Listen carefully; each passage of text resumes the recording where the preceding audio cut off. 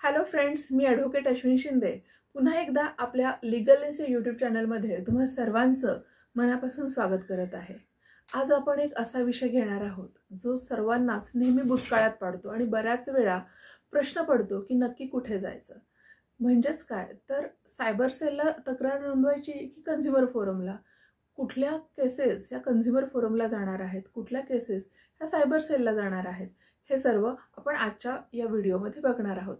व्हिडिओला सुरुवात करण्यापूर्वी अजूनही तुम्ही जर आपल्या लीगल लेन्स या यूट्यूब चॅनलला सबस्क्राईब केलेलं नसेल तर लवकरात लवकर आपल्या यूट्यूब चॅनलला सबस्क्राईब करा। व्हिडिओ आवडल्यास लाईक आणि कमेंट करा, आपल्या जवळच्या मित्रमैत्रिणींना शेअर करा। आता आपण सुरू करूयात आपला आजचा video, that is online fraud झाला तर सायबर सेल की कन्झ्युमर फोरम। चला तर मग सुरू करूयात। आता बेसिकली आपण पहिल्यांदा सायबर सेल आणि कन्झ्युमर फोरम यातला फरक जाणून घेऊयात। तर सुरुवात करूयात सायबर सेल पासून। सायबर सेल म्हणजे काय तर सायबर सेल ही एक पोलिसांची विशेष अशी शाखा आहे की जी गुन्हेगारी स्वरूपाचे ऑनलाईन फ्रॉड किंवा ऑनलाईन फसवणुकीची चौकशी करते आणि त्याच्यावरती कारवाई करते।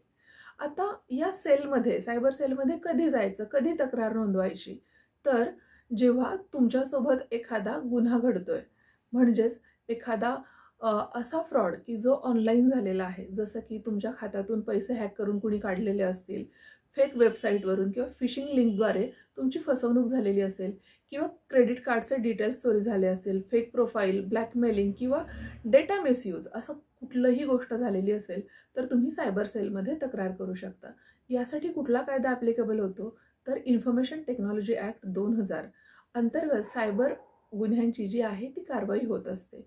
सायबर सेलकडे तक्रार केल्यास FIR दाखल होऊन नंतर त्या गुन्ह्याची चौकशी आणि कारवाई होत असते। आता आपण जाणून घेऊयात की कन्झ्युमर फोरम म्हणजे काय।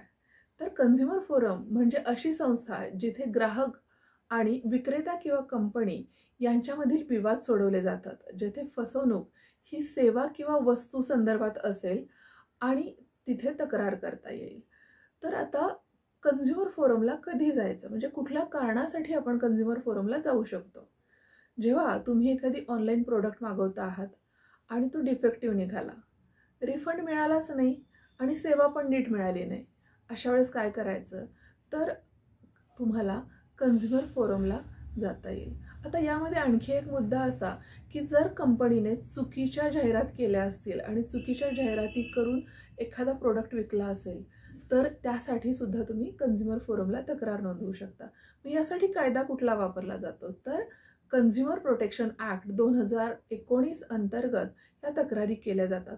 आता तक्रार केल्यानंतर काय होतं, एकतर तुम्हाला भरपाई मिळते किंवा नुकसान भरपाई मिळू शकते।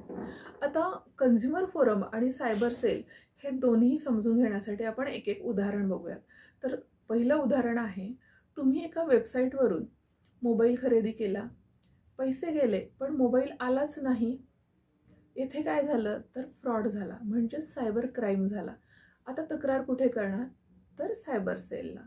आता दुसरं उदाहरण, तुम्ही ॲमेझॉन किंवा कुठल्याही शॉपिंग वेबसाईटवरून जर मोबाईल खरेदी केला, मोबाईल खराब निघाला आणि कंपनीने रिफंड पण दिला नाही, येथे काय झालं तर सेवेतील त्रुटी आढळून आली, म्हणजेच काय तर कन्झ्युमर डिस्प्यूट। मग तक्रार कुठे करणार तर कन्झ्युमर फोरमला करणार। आता नीट लक्षात घ्या, जेव्हा फ्रॉड होईल तेव्हा सायबर सेल आणि सेवेतली त्रुटी असेल तर कन्झ्युमर फोरम।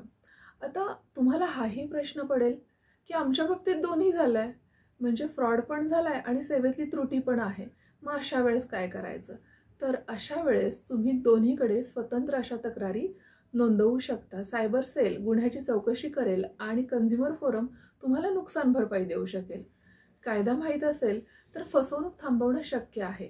म्हणूनच कायद्याचं ज्ञान घेण्यासाठी लीगल लेन्सला सबस्क्राईब करा। अशाच नवनवीन व्हिडिओसाठी कायम पाहत रहा लीगल लेन्स। थँक्यू।